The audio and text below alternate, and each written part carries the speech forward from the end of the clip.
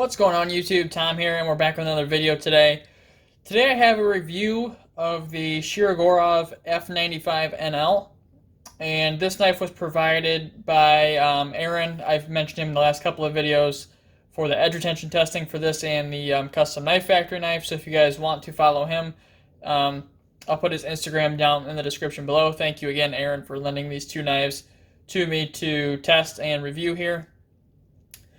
These knives will be going out to Kurt, guys, for him to Rockwell test, and so we should know numbers on that soon, and I'll put up a video on that as soon as I know the numbers. Anyhow, let's get into the review here. This is my first time ever handling a Shiro, and I gotta say I'm pretty impressed, but let's go over a little bit of the specs here real quick, and then I'll dive into what I like and what I dislike about this knife. So first off, we have a 3.75 inch blade, 3.85 inches of cutting edge. That's just because the cutting edge sits a little bit further back from the furthest out point of the handle. We have a 5-inch handle and an overall length of 8.75 inches. Handle thickness of 0.53 inches and 0.15 inch blade stock. So decently thick blade stock, honestly. And then the tallness of this one when it's closed, so the height from here to here, is 1.21 inches. So actually a pretty small measurement, and the knife carries very, very well because of that. So let's go into my likes. I just got to remind everybody, this is very subjective. It's all, maybe it's objective. I can never remember which one means what. But these are all my opinions. Your opinions may vary. This is just how I feel about this particular knife. So my likes, number one, first and foremost, is the blade. So the blade on this knife is absolutely gorgeous. I like the shape of it. It's a very utilitarian shape, can be used for a bunch of different tasks. You got a nice portion of flat here with a little bit of belly and a nice strong tip. It does thin down at the tip a little bit, but not crazy thin. So I mean, you can still use it for more delicate cuts, but it's still strong enough for just about everything. I also like the grind on this a lot. This is a full flat grind, and they do it very, very well.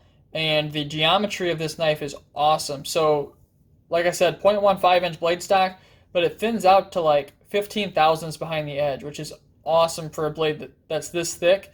And because of that, it's a cutting machine. This is, I think this is the best cutting knife I've ever had, or I've ever used. So very impressive in that regard, and I think that alone justifies some of its price tag to me.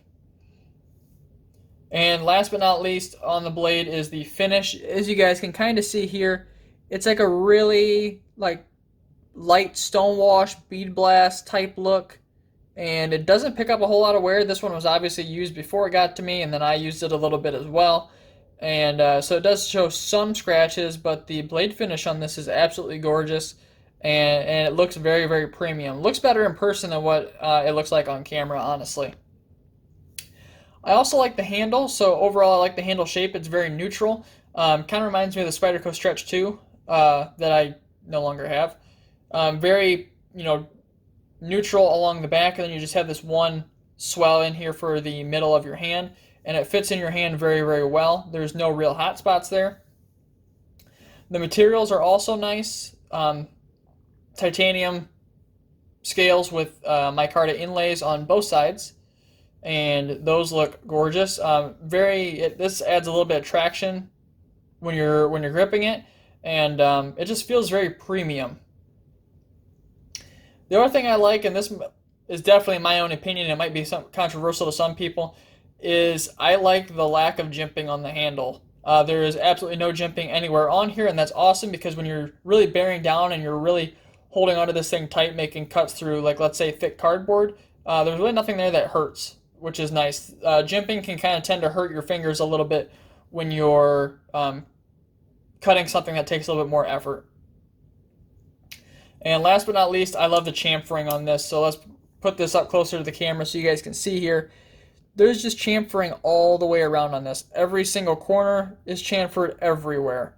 So I'll just continue to rotate this thing around so you guys can see. Front, back, it doesn't matter. There's chamfering everywhere, even inside the scales. They did an amazing job chamfering this knife, and because of that, it's extremely comfortable, and the ergos are fantastic. Another like I have on this knife is the fit and finish, as you would expect from Shirogorov. There's really nothing to complain about here. It's centered perfectly, no play. Even the inlay, if you guys take a look at the inlay, there's no seams anywhere on that inlay. It just, everything fits together so well. Even on the backside, everything fits together beautifully. Another thing I like on this one is the hardware. The hardware, I kind of have distinct feelings about this hardware because on one hand, it's a proprietary hardware that they charge like an extra $300 for the tool for, which is a downside. But at the same time, it's such a generic shape that you can use like a flathead screwdriver or even a coin of some sort to open this thing up, which is nice. So you have the nice Shirogorov look. You know those steels are, or those, those screws are Shiro just by looking at them. But at the same time, they're still, you know, universal, and you can use standard tools to take the knife apart. Another thing would be the clip. So this is kind of hard to show you guys. They have a pretty unique clip here. The only piece that's actually touching the scale is this piece right here. See if I can get it to focus this way. You guys can see right there that that is actually not touching the scale at all, other than this side right here. And actually, the awesome thing about that is as you're gripping it, this piece right here being milled down to touch everything else gets out of the way of your hand, and you really don't feel the clip at all when it's in your hand, which is perfect. They really did an awesome job designing that clip.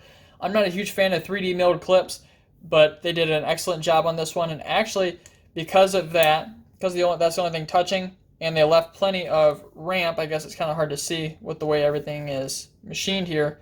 They left plenty of ramp for it to get up underneath your pocket, and it's actually very easy to slide this thing in and out of your pocket one-handed. The flipper tab is also another positive on this knife. It's a very ergonomic shape. You don't really slip off of it. They added a little bit of jimping on there, but the jimping doesn't really do much. It's just a really good shape, and it actually light switches pretty easily. You can push button it or light switch it, but I think the mark of a truly good flipper is that you can light switch it. If you have to push button a flipper, generally something was wrong and the D10 isn't tuned properly for what it is. The other thing here on the back with the flipper tab is the landing area. So let's deploy the knife here, and you can see the little landing area that they have milled out for your finger there, and that just gives your finger some place to land, and it's actually very comfortable. I'm pretty sure I could do this all day and not wear out my finger. That's just very nice. This one in particular is an LMAX, and this is my first real experience with LMAX, heat-treated LMAX. As you guys saw from my edge retention video, this steel is absolutely amazing. Sharpens up beautifully, takes a super sticky edge, and I don't know, this is one of the most fun steels I've ever sharpened. So this is one that's really good, and it holds an edge for a long time too, which is awesome. That's what you're looking for in an EDC. So I know you guys were waiting on me to say it, but the action, I think, is my favorite part of this knife. That's what makes a Shiro a Shiro.